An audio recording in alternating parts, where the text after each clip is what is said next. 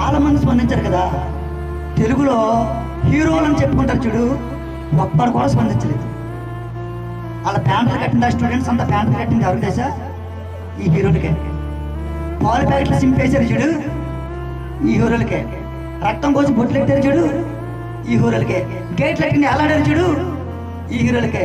తిండి తిప్పలు మానేసి తల్లిదండ్రులు బాధ పెట్టి డబ్బులు ఎట్టుకెళ్ళిపోయి సినిమాలు చూసారు చూడు, ఈ హీరోలకే.